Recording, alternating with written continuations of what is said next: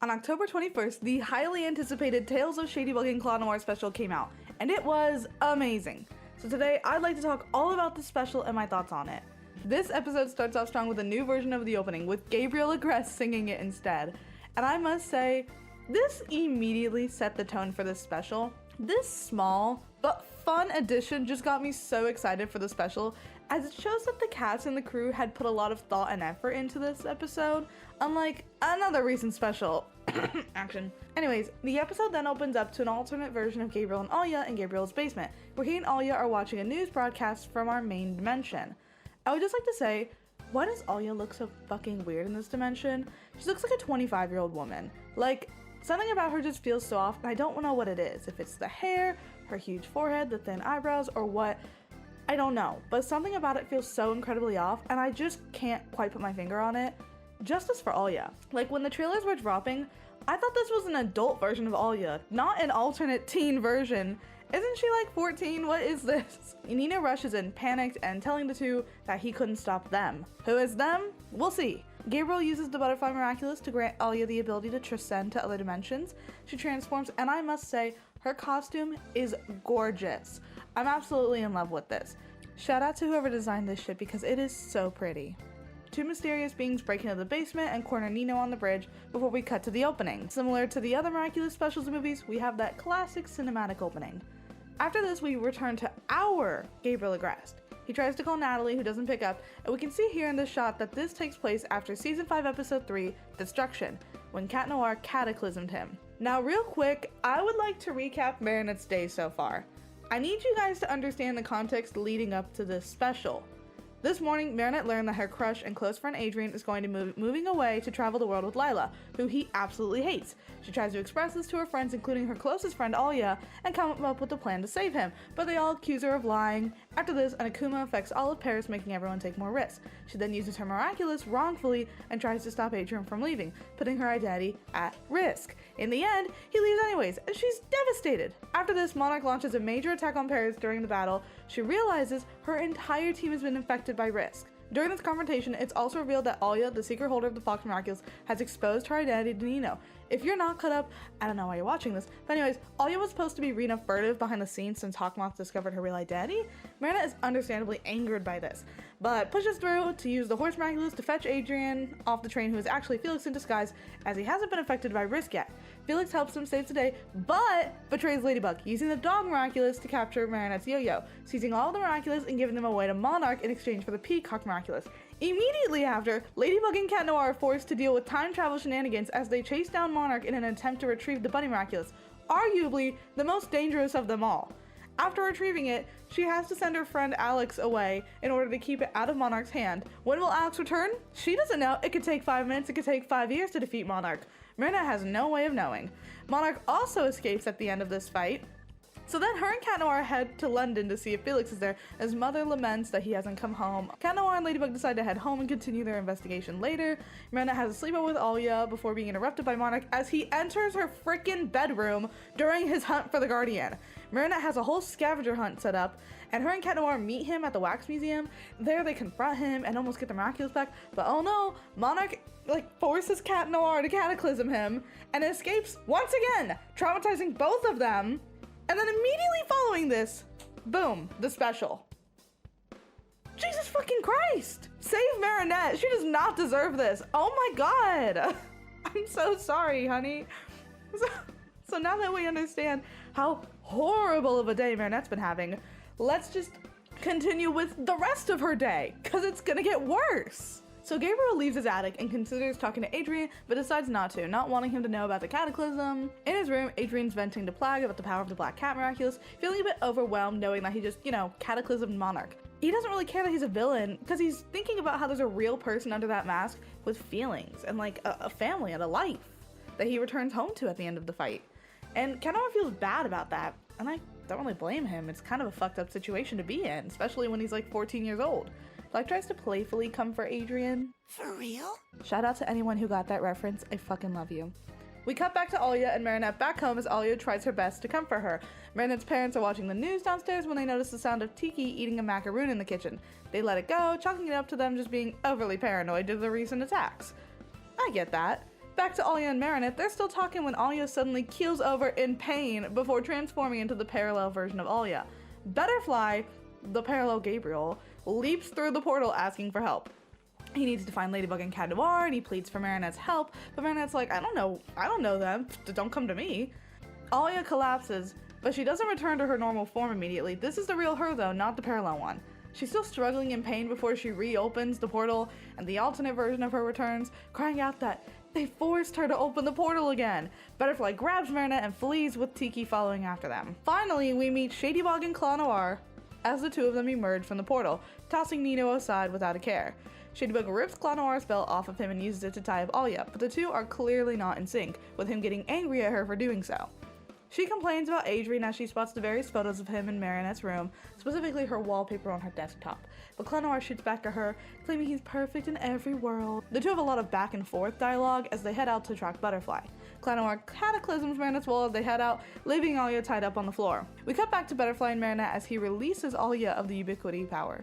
Sabine, Marinette's mother, goes to check up on the girls after hearing all the noise, but Alya reassures her that the two of them are okay and not to worry before finding her phone smashed on the ground and resorting to using Marinette's computer to call Marinette. And quick side note, I'm sorry, I shouldn't read too deep into this. It's a children's show, I know, but hypothetically, if this is like Apple products where you can FaceTime from your computer, Marinette is most likely signed into her own account. So why does Alya call Marinette? That's Marinette calling herself. You know what I mean? It should have been Alya switching accounts to call Marinette from her own account, but that would take time. This is only a 47-minute special, so who cares? It's completely unimportant and doesn't affect the plot at all. But whatever. Moving on, Shadybug soars through Paris with ease using her yo-yo, and damn does she look cool. I initially had mixed opinions on their designs when they were leaked and revealed, but I love this. The two of them find themselves atop of a tall building when she uses her lucky charm. I was concerned that this lucky charm would be like all of the other anti-ladybugs we've gotten in the actual show, where they just have the same old shitty giant spike sword thing. I hate it every single time. So her having like an actual lucky charm was a blessing. Seriously, thank you Miraculous writers. Bare minimum. She generates a pair of binoculars that detect butterfly pheromones, which is really clever. Claw Noir insults her saying all she has is luck and no real talent, but she shoots back at him that all he does is destroy everything. She eventually finds the trail and we cut back to Gabriel and Marinette. The other Gabriel, not ours. The two of them land on the Eiffel Towers before it begins to crumble from Claw Noir's cataclysm, with the two of them falling to the ground and Butterfly catching Marinette. You use your lucky charm. I prefer intentional harm. More direct. But not discreet, and even less clever. As you can see, the two of them are working together to defeat Butterfly, but not truly together, as they constantly have to one-up each other in both banter and action. They threaten to destroy the world as Claw Noir generates a large cataclysm, reminding me of the one that Cat Blanc has. But I have to wonder if that implies that Claw Noir could make one of that size, you know, that would destroy the entire planet? We will probably never know that officially though, so I don't know. I'd like to believe he could. Butterfly leaves her behind a small wall as he goes to fight the two of them before Marinette receives a call. Props to them for remembering the call should have been from Marinette, but once again, how does that work? Again, I don't have an Apple computer, I only have my phone. I need someone to confirm for me in the comments if this is something that you can do where you call yourself, because I'm going crazy over this minor detail. She tries to explain that Butterfly might not be evil, as we watch him getting his shit absolutely wrecked. Oh my god. Tiki explains that the three of them are from a parallel universe where Ladybug and Cat Noir are evil and Hawkmoth is a good guy, to Marinette's annoyance, but Tiki simply weighs it off. She's like, it wasn't important, that's why I didn't tell you. Oh my god, Tiki! We cut back to the fight as we get some lore bits with Butterfly stating, The Supreme is manipulating you. and Shadybug's like, It's your fault! You shouldn't have stolen the Miraculous from him! Butterfly pleads a bit stating that the Supreme abuses his power and it must be shared, but who exactly is the Supreme? Well, assuming Shadybug is not the Guardian in this universe, it's most likely Master Fu, but an evil version who uses the Miraculous for his own benefit, rather than for the people of Paris. Shadybug and Claw Noir continue to fight him throughout the conversation using the powers over and over again. Tiki explains that there's a security system that protects younger Miraculous holders and automatically detransforms them to protect them and keep them from hurting themselves too much. But when being used for evil, this security system is overridden, allowing the two of them to use it as much as they want, but at a great cost. Marinette tells Alya to hold down the fort at home before joining the fight. Butterfly pleads for them to join the resistance, but they refuse before our Ladybug interrupts. What in the... Another polka-dotted bug? The name's Ladybug. Whatever, pest. Ladybug tries to lecture them, but they don't care, with Claw Noir immediately going on the offensive. He actually transforms his staff into like a pair of nunchucks, and I have to wonder, Can our Cat Noir do that? Has he done it before? If so, I must have forgotten, but oh my god, that is so cool. I hope he does do this at some point. Shadybug grabs Ladybug with the yo-yo, swinging her away, but Butterfly catches her. She then summons a whole fucking car.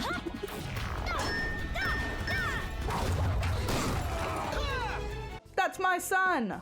Let me just take a moment to appreciate Cat Noir. I love him so much. Like, you guys don't understand. He confidently holds Claw Noir at Cataclysm Point? Yeah, that's what we're gonna go with. He holds him at Cataclysm Point, expecting him to surrender, but Claw Noir does the exact opposite, pulling Cat Noir's hand even closer to his own chest and making fun of him. Notice how in this shot, Cat Noir is literally trembling. Keep in mind, he accidentally cataclysmed a person for the first time just hours ago, possibly even like 30 minutes ago. It has not been a long time. He is still struggling to come to terms, and this was an empty threat clearly. He did not expect the other him to be completely fucking insane. No black cat is as cool as this black cat! I don't know if you guys can see this because I didn't notice this on my first watch, but from here until the end of the movie, he has this crack on his chest. Like, this man is insane. Oh my god. He doesn't even care. He just immediately keeps fighting.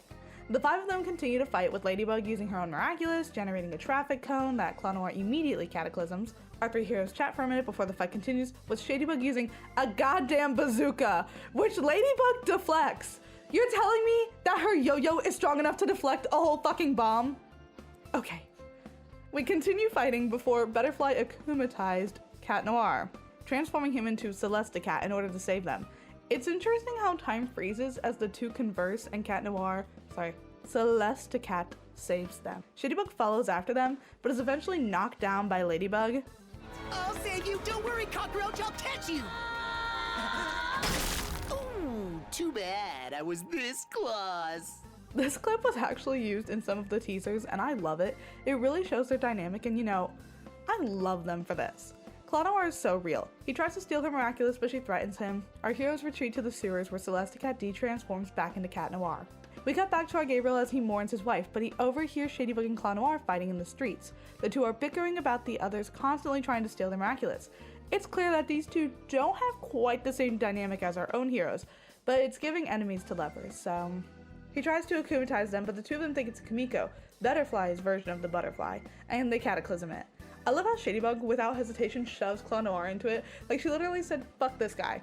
Anyways, we get more lore bits as she yells that she's gonna be the one the Supreme spares when she retrieves the Butterfly Miraculous. The two of them come to a truce as they head back to Marinette's room, and they begin looking around. Claw Noir tries to go downstairs, but Shadybug stops him. You're not the boss of me, Detective Cockroach. Ugh. I love their dynamic so much, and all of the fun nicknames the writers came up with. Cockroach is my favorite by far. So fun.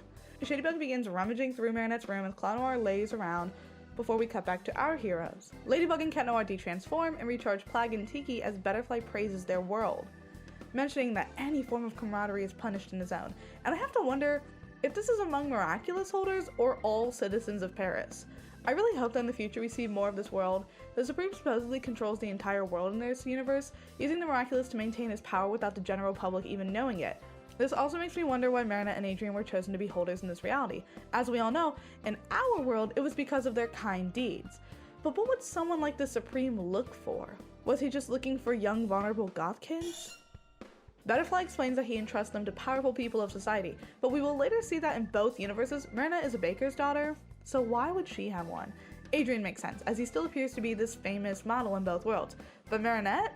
I don't know. You could try to say it's because her parents' bakery is the most famous in all of Paris, but why give it to her and not her parents? Is it because she has a darker, edgier vibe to her? Jerry, please, I need to know. Make more specials with them, I'm begging you. Gabriel reveals that he was one of the powerful who had been entrusted, but he stole two of them, leading to hurting someone he loved. Most likely his wife, let's be real. He decided to become Butterfly to save the people of his world, but it's clearly not going too well for him. We cut back to Shadybug as she discovers Marinette's diary. I'm Ladybug, but my real name's Lazybug because I'm lazy in every single dimension. I wish you were Claw Noir because he's the real cool cat. I love him so much, you guys don't understand. Shadybug goes off to read some of Marinette's diary, discovering she is this world's Ladybug. She's initially annoyed, but eventually finds comfort as she continues reading it.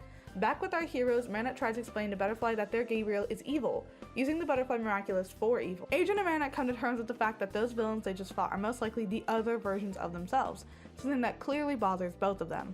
Before we return to Shadybug and Clown Noir, Shadybug reads about Marinette's life, with several friends, her loving mother, Tiki, and eventually starts crying, most likely because she has been dealt such a different hand in life. She discovers an entry in which Marinette explains that the cat and Ladybug Miraculous combined creates a wish, and she decides to steal Clown Noir's Miraculous for real this time. Shh. Adriana Crest? Oh my god! They finally fucking did it, an identity reveal, with no takebacks. It only took us 8 fucking years, and it's not even ours. I love how pissed he is and her surprise at the fact that it's Adrian. Also his emo design, please, I love it so much. She rubs his cheek, revealing dark purple veins underneath a thick layer of makeup, annoying her even further. During all of this, Alya sneaks downstairs in an attempt to get Sabine's phone, eventually getting it. Shadybug de-transforms as well, with Adrian recognizing her from the bakery, seemingly someone he has a crush on back in their world. You know me? I've heard in some versions of this, there's a version where he says something along the lines of Baker Girl, which is why she turns around and asks that. But in the version I watched, this doesn't happen? I don't know why this is, because it makes the scene make more sense if that's true. But whatever. He blushes and confirms that he does know her, and we also see Tiki and Plag here for the first time, and the two of them have these devices over their mouths, seemingly keeping them silent and obedient to their holders. Marinette commands them to reveal themselves with the intention to wish to trade places with our Marinette. When she tries to reveal Gimme though, a symbol appears on the ground as the Kwami struggle. Only the Supreme defines reality. Reality is the Supreme.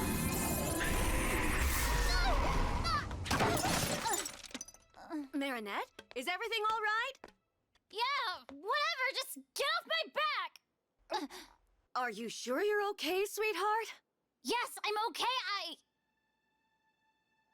Sorry, Mommy dear, I just dropped my sewing machine, but it's fine, it's just slightly damaged. Nobody talk to me, I can't. I did not go into this special expecting to walk away in tears only halfway through. This kind of gives us a glimpse into what her relationship with her real mother is like, with them having a tense, strained dynamic. She transforms and releases Adrian, tossing his Miraculous back to him. You may have also noticed that in this scene she has purple veins on her face now. I looked this up, and I guess it's a real thing that can happen to people. They're called, and excuse my pronunciation, varicose veins.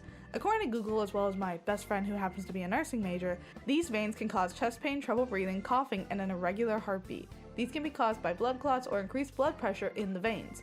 Blood moves towards the heart through one-way valves in the veins. When these valves become weakened or damaged, the blood may clot, leading to the veins taking on this dark purple color. While doing some research, some studies and sources stated that these could put people at risk of fatal bleeding.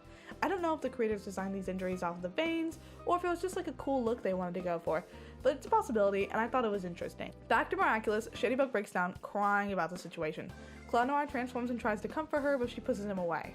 The two once again drop some lore that neither of them knew of the wish, or that the Miraculous would slowly kill them. But they're interrupted by Monarch, who wants to make a deal with them. The two immediately go on the offense, activating their powers and attacking him, but he easily deflects them with the power of the ox. I'm so sorry, I just have to comment, why is he standing like this? He's so fruity right here. I can't. I'm loving the vibe here, Gabe. Alya peeks back into the room from downstairs, recording this interaction to send to Marinette. She runs outside to Marinette's bike and tries to call her, but is ignored, so she heads off on her own. We return to our heroes as they transform and head out to stop Shadybug and Clown Noir. As they traverse the rooftops, they notice the two of them have been transformed into giants and are standing tall over the city of Paris. They assume they've been akumatized, and Butterfly tries to de-transform them, but he realizes this is not the case. They try to discuss a strategy going forward, but are interrupted by Alya, who shows them the video she took of Monarch breaking down their plan. We cut back to the villains as the two doubt Monarch. Back to our heroes, the three discuss their strategies as it's revealed the giants out there are illusions, a trap to split all of them up. Ladybug begins breaking down, still clearly affected by all of the recent events. She isn't nearly as confident as she normally is, and is doubting her capabilities as a hero. I know you're having a hard time right now. You may not believe in yourself anymore, but I believe in you more than ever. The three come up with a plan to re-transform Alya into Ubiquity again, but position her further away so that Monarch cannot de-transform her. Butterfly will then loan Ladybug the Butterfly Miraculous. Holy crap, he is hot! I mean, Ladybug will transform into Ladyfly. Ladybug will transform into Ladyfly, which is quite literally the best design in the entire show. Holy shit. The colors are gorgeous and the little wings, oh my god. I am just obsessed with it. I love the way the red and the purple just like, oh my god. I have no words. I have no words to describe it. It's amazing. Our plan is to use this power to transform Gabriel into a guardian angel, who gives Ladybug and Cat Noir protection against the Miraculous attacks. They will then hide his akumatized object in the parallel world so that it cannot be affected by this world's Monarch. We cut to our villains as they wait on the rooftops for the heroes to arrive. They continue to disrespect Monarch, not having faith in his plan, but he reassures them by de-transforming Alia. This is all part of the plan though, to make him believe he's safe. But somewhere in the distance, the other Gabriel is still hiding away and transformed. Ladybug and Cat Noir split up as they attack the illusions and pretend to be shocked. Oh no! It was an illusion! Oh, could it be that it's just an illusion? We also get blessed with this iconic shot. I saw this image everywhere when this special aired. It is quite possibly the cutest screen cap of her to ever exist. Monarch unifies several Miraculous, multiplying himself before he returned to the fight. Cat Noir tries to cataclysm Cat Noir, but he throws him off with ease. I love this fight because all it is a pun off, to be honest. Cat Noir manages to cataclysm one of Cat Noir's ears, but nothing more. We return to Ladybug, who's fighting Shadybug in the school. Here we see as Monarch attempts to paralyze her using the Be Miraculous, before being transformed into a bundle of feathers thanks to the other Gabe's powers. He realizes it's a trap and uses the power of Voyage to retreat. Back at the school, Ladybug summons her lucky charm, a mirror, as the two of them continue fighting. Shadybug vents about her life, and rather than quoting it, I'm just gonna let you guys listen for yourselves because Christina V does such an amazing job. I don't have your nice little life! In the world where I'm from, there are no awesome girlfriends to inspire me every day! No amazing BFF, let alone a calm and gentle mom or a boyfriend who doesn't think I'm a total loser! She eventually has Ladybug pinned against the wall as she continues to vent about her life. Here she states that her life has been made miserable by that horrible Chloe Bourgeois. And like, Thomas, I see you. Shame on you. If Marinette and Adrien are evil, just make Chloe good. Stop being a douche. Thomas, I can't believe he just had to slip that stupid jab at her in there. Now, I've heard that Thomas will not be working on season 6 as the director anymore, instead stepping away to focus on other projects, but I could not find a solid source on this, mostly word of mouth on various social media platforms. And this could mean we might finally see a proper Chloe redemption arc, but honestly, I don't even think it's possible. He's pushed her to the point of no return, which fucking sucks. Please bring back season 2, Chloe, Jeremy. Please. Shadybug continues to yell before shattering the mirror. In response, Marinette de-transforms before we cut back to our fighting felines as they duke it out in the swimming pool. Cat and Cat Noir's fight is much more fun, in my opinion, since both of them are constantly hitting each other with the witty banter as they fight, plus their powers allow for much more destruction, I guess? Considering they both hold, you know, the Miraculous of destruction? Yeah. Cat Noir tries to warn him of the dangers of merging the Miraculous, but Cat Noir angrily yells that there is no price too high to pay if it would bring his mother back. He mourns his mother for a moment and Cat Noir tries to sympathize, but we cut away back to Marinette's battle. Shadybug tears up as she pins Marinette to the wall of the school. Marinette tries to tell her that she too used to be bullied and struggled, but she changed her mindset and worked hard to change her life. We once again cut back to the boys as their fight hits its climax. Cat Noir pins him down to the ground and tears off his Miraculous as he goes to cataclysm him, but stops when he realizes it's Adrien. Adrien does the same thing as Marinette here, explaining how he's moved on and learned to cope with the death of his mother. He comforts Cat Noir and the two have a heartfelt moment as they discuss the difference in their lives. Cat Noir reveals here that he's treated the Nino of this world pretty poorly, and I have to wonder if in this reality he's a bully alongside Chloe to the other kids. The sun rises as our two villains surrender. Shadybug tosses her lucky charm into the air, fixing everything and even transforming her into a new outfit. I have such mixed opinions on this new outfit of hers. On one hand, I get that it symbolizes her growth, but like she could have stayed emo, or at least kept the space buns, please. I know this is gonna sound crazy, but emo people aren't evil. I myself have the coolest looking gothic emo friend, and she is literally the biggest sweetheart who only wants to talk about trolls and Sonic. So yes, they can be silly, nice people despite their appearance. I do like her design enough though, but on my initial watch, it definitely killed me inside a little.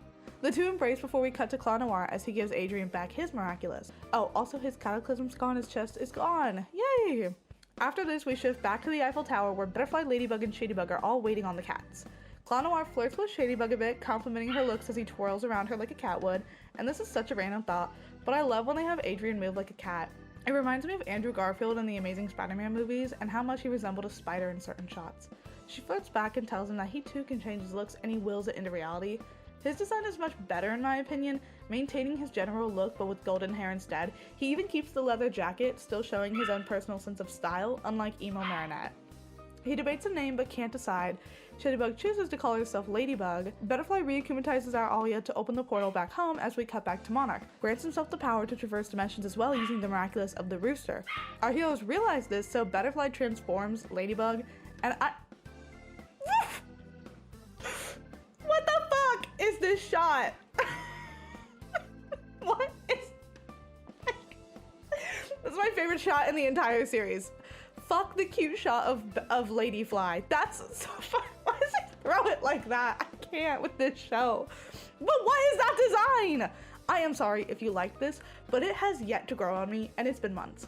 I still can't stand this design, especially immediately following the Ladyfly one. This should be illegal. Who did this? I need to have a word with you. She follows them to various universes, such as one where Kitty, Noir, and Scarabella are the main holders, or the fucking anime version. If you didn't know, Miraculous was originally going to be a 2D, and there was this gorgeous concept animation, and the fandom is in love with it, but it was scrapped for several reasons, but the most known one is because consistently animating her polka dots was a big pain in the ass, so they made the switch to 3D. But dear God, do I love the old art style. Seeing it here was really nice. I love you, Felix and Bridget. He also enters a reality where they're in a comic book, and another one where it's Lady Noir and Mr. Bug, but he gives up eventually, and our Ladybug de-transforms. What I don't get though, is why Monarch doesn't just try this again later, in like a day. Like, it's not like Ladybug gets a little notice on her cell phone, he's doing it again. Just do it in 2 hours, you idiot, when she's sleeping. Gabriel, your stupidity never ceases to amaze me. Our heroes say their goodbyes as they return to their world, and the special ends with Marinette and ahhhh back home as they consider how their lives could have gone if they hadn't met at the start of the school year. The two share a hug and head downstairs for some breakfast, agreeing to take a nap afterwards. And with that, the Shadybug and Claw Noir special is over, and Jesus Christ, was that a banger of an episode. Possibly the best in the entire series. Overall, I think this special was amazing. It was some of the cleanest writing in the entire series, and I think it's sad that we don't seem to get this level of quality from the show as often as we deserve. It feels like whoever writes the specials and movies does not actually touch the show, because the difference in writing is so apparent every time. Now don't get me wrong, I love Miraculous. I've been a fan since before the show even aired, and I have watched it consistently, watching every episode as they air since the beginning. But God, is it hard to love this show sometimes. This special gives me a lot of hope for the future though. I had mixed opinions on the season 5 finale, which I will make a separate video on eventually, but overall, I think the writing is getting better, slowly but surely. And I just hope that they can keep up this level going forward. There was so much in this special that I enjoyed, but especially the small bits of lore we got regarding the parallel world that Shadybug and Claw Noir are from. I would absolutely love to see another special or even a spin-off where these two are the focus. But I understand a spin-off might be asking for too much. Just one special though doesn't seem like we're being too demanding. I think it's a reasonable request when you consider how much lore they dropped with no real explanation for what most of it meant. I want to learn more about the world and how the Supreme works. Is their Paris the same economically but very different when it comes to people, or is it like a dark version of the world where the Supreme is this mass dictator and no one is truly happy? At one point they mentioned that everyone lives in fear of him. Is it like the world New York City from the Sonic Prime series, where it's just this shitty dystopian society where everyone suffers under Master Fu's rule? I want to know more! This could also imply a change in his backstory. Maybe rather than him accidentally screwing over all the other Guardians, it was intentional so he could escape with the Miraculous and take over. I need to know! I have too many ideas. Someone fly me out to Paris and I will write the damn special myself. Another thing I'd like to touch upon is the moment between Cat Noir and Claw Noir. Adrian reveals here that he too has thought of using the Miraculous to save his mother. We already know this is the case, but I think at the point of the show that this takes place between episode 3 and 4 of season 5, this is unknown to us. While I kind of always felt that he must have considered it at some point, it was not yet canon at this point of the timeline.